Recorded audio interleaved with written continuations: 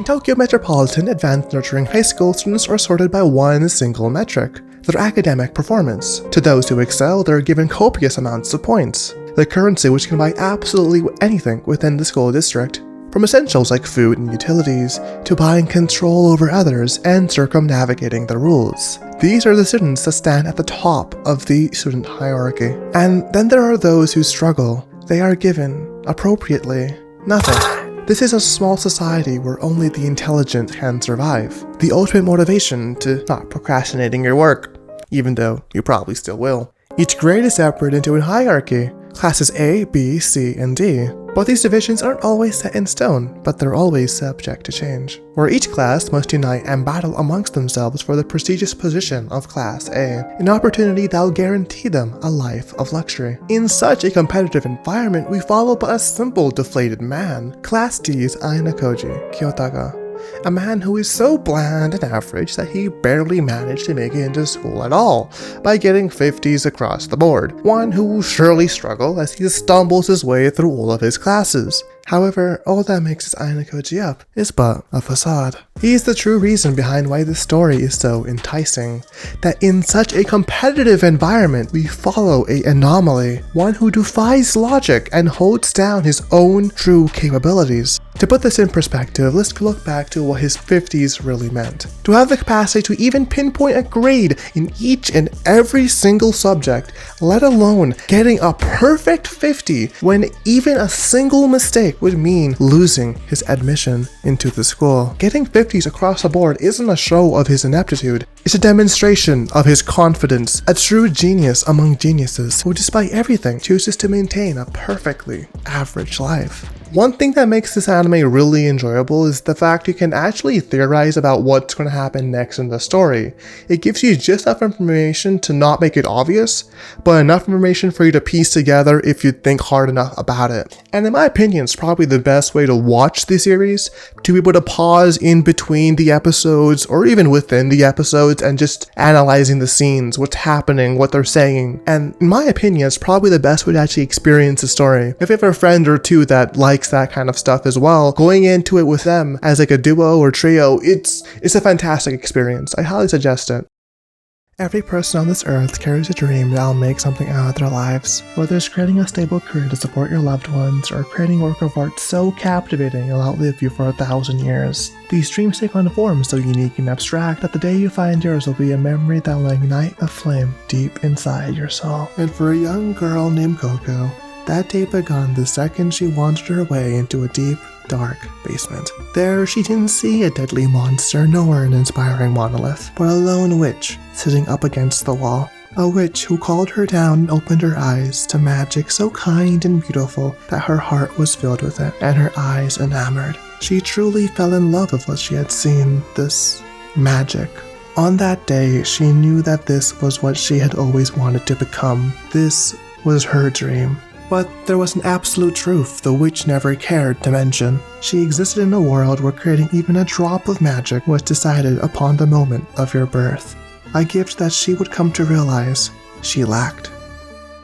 Even when all of this broke her heart, even when the tears couldn't stop flowing, that very witch lit a fiery passion deep inside of her, one that no amount of tears could ever hope to extinguish. In a small village, years had gone by, where she now lived with her mother and helped her with her clothmaking. But in the back of her mind, the passion from that day was still burning strong, and whenever she got the chance, she would reenact her fantasies of magic. One day, when a flying carriage had broken for another home, a wandering witch volunteered to recast the spell, telling everyone that his magic cannot and should not be seen by anybody whatsoever. Coco tried her best to respect his wishes, yet when the opportunity came teasing at her heartstrings, her passion couldn't be helped. But the magic that she loved so dearly turned out to be so much different than what she had imagined. It wasn't at all about waving a wand around with magic silly words, it was a drawn art. His pen drifted across the surface, imprinting an incantation with shapes and lines. And then it struck her. The magic wand she had wasn't a wand at all. It was a pen. The bottom was encasing its tip, and the magic stone was just a ball of ink. Despite it being so much different than what she thought, this was amazing news to her. It was something in her reach. It was something she could do. And then she ran into her room, opened her magic book, and started to cast her first ever spell. Now from there, the story gets quite hefty and changes entirely, so I'll go ahead and just leave that for you to discover on your own. But this anime really had surprised me with how beautiful it was, not to mention how fluid the animation was as well. With only 4 episodes out at the time of me scripting this, it has an astronomical 8.71 on Mal, ranking it the 66th highest rated anime of all time, throwing punches with hugely established series like ReZero, Tensura, and Classroom of the Elite for best anime of the season. So if you're looking for a really well-written fantasy anime that doesn't really ask you for too much of your time, which Hat Atelier is the anime you're looking for. Hello, if you're enjoying the video so far, consider subscribing and or liking the video to support me. This is a really small channel, so really anything would be amazing. Thank you for watching. I could say something pleasant or academically profound about this show, but it just really isn't. Kazuya is a basement-dwelling gooner who does nothing but spend all of his parents' money on women to fake date him. Mommy is an unlikable prick to literally everybody in the show and somehow has dated this loser. Chizuru exists only to cuck Kazuya because the mangaka wants to date her instead. Ruko somehow actually likes Kazuya despite him having literally no redeeming qualities whatsoever. And Sumi, she just isn't in the show. All the main characters are so incredibly unlikable, it's to the point where you're actually rooting against them. Not to mention the side characters, who are all so restricted on being surface level plot machines. This becomes such a massive series of shocking events and struggles that are so bad, it actually circles all the way around to being good again. The most it has going for it is its pretty art style, its amazing voice acting, and drama that is so bad, it's good. If you like that kind of stuff, Rent a Girlfriend is for you. And it's not for me, but it might be. Ohayo! Ohayo, Sekai, good morning, wa! For another show that uses intelligence less like a weapon and more like a tool, let's talk about Dr. Stone. Those who know will definitely get what I mean, but for those who don't, allow me the pleasure of introducing you.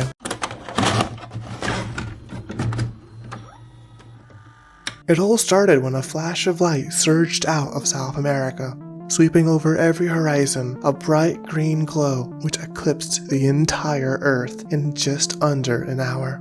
Now the world will never be the same because in its wake, a catastrophic disaster took hold of the entire human race.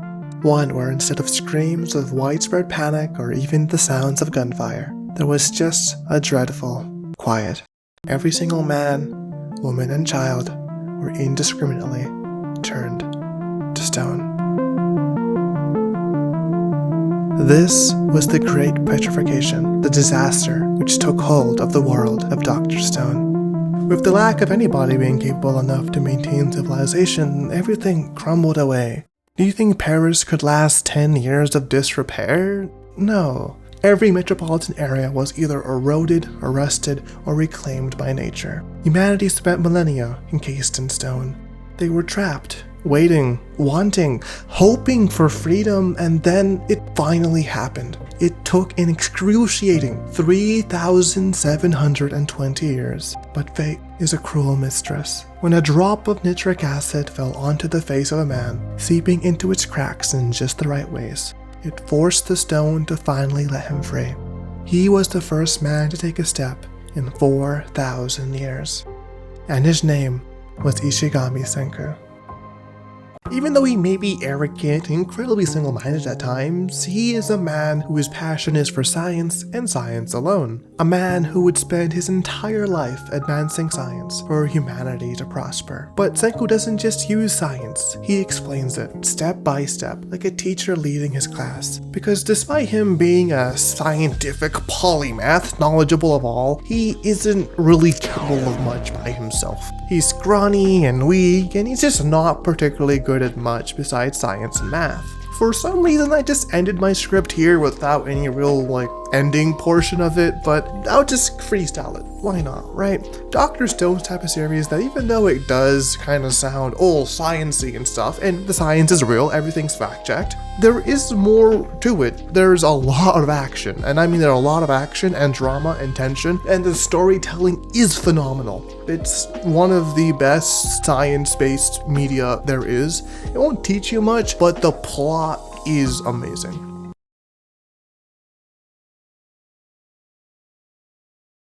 Imagine being confronted by a world filled with all the most horrifying threats of your life. But even when it seems peaceful, you are painfully aware of all the horrors that hide under the surface. Horrors that will threaten the lives of not only you, but the people you love most. A place so dangerous that even death isn't an escape. You'll always come back. You'll have to confront it all again, and again, and again, and again. And yet after all of it, you cannot even utter a single word of your suffering. Because if you do, you'll have to do it all again. This is the reality of ReZero, the reality that Subaru Natsuki lives in.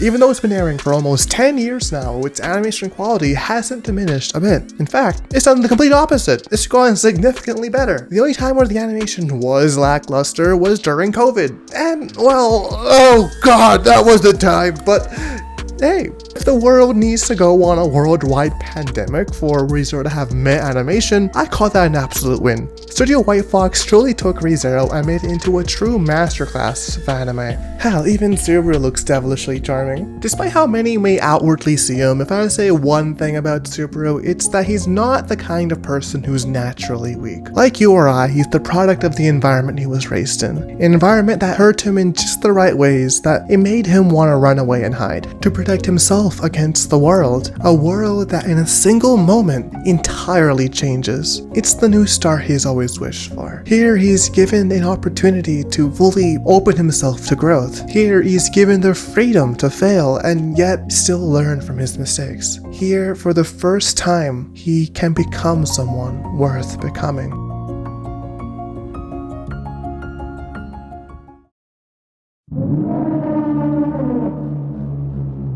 So hi, I just finished watching the first 3 episodes of this anime and I just want to get straight to the point. You know, I saw some like parallels in simulation art style and like tone to Fullmetal Alchemist, so I was like, you know, maybe it's paying respects, you know, but I looked into it and no, it's not inspiration or anything like that. It's the exact same guy. The exact same guy who made one of the best anime ever to be made is making this, so like there's a lot of twists and turns in this first few episodes, and trying to sell you this without ruining all of that is a huge nightmare. So I would highly suggest you just going into this blind and trusting the fact it's from, you know, this guy, so yeah. But if you really need an introduction, here, twins are born!